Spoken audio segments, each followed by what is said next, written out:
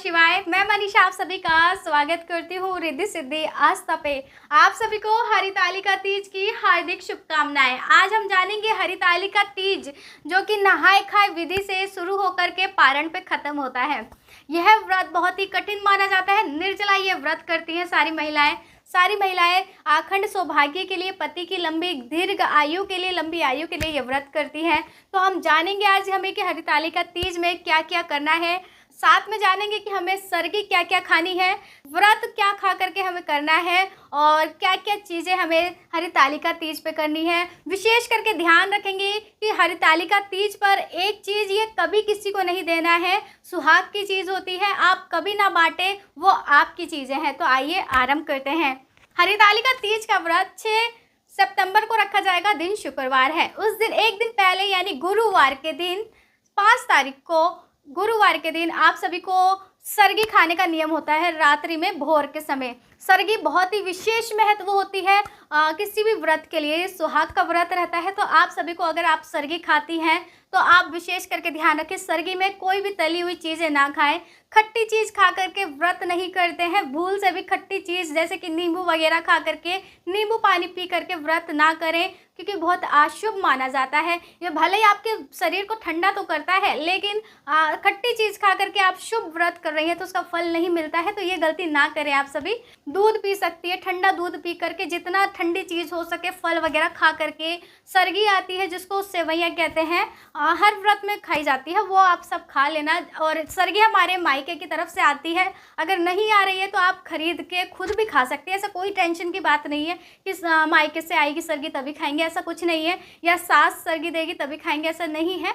आपको जो मन है, आप व्रत कर रही हैं तो अपने हिसाब से, अपनी विधि के अनुसार ही लेकर को जो आपको खाना है। जैसे सुबह में मीठी चीज़, बिहार में हमारे रस पंच होता है, वो खाया जाता है। मैं भी रस पंच खा करके व्रत करती हूँ। लाल मोहन जिसको हम गुलाब जामुन कहते हैं, है ना, वो खा करके बहुत सी महिलाएं व्रत करती हैं। आप भी जो भी आपकी क्षमता है, जो आप खाते हैं, उसको खा करके आप व्रत कर लेना। ध्यान रखिए 4 बजे से पहले भोर में, यानी कौवे की आवाज़ जो कहते हैं ना, कौवे की आवाज़ आने से पहले ही हमें अपना सरगे वगैरह खा लेना चाहिए। ऐसा करने से हमारा जो व्रत है सफलतापूर्वक पूरा हो जाता है। आज की जनरेशन में मतलब कि व्रत करना बहुत ही कठिन माना जाता है। निर्जला व्रत होता है 24 घंटे का, लेकिन आज की जो जनरेशन है हमारी, वो निर्जला व्रत नहीं कर पाती है 24 आवर्स। ठीक है, कोई अगर आपको नहीं रहा जा रहा है, आपकी क्षमता शरीर से नहीं हो रही है, तो 12 बजे आप जल और फल का सेवन कर सकती है, व्रत से पारण कर सकती हैं। ठीक है, लेकिन ध्यान रखें,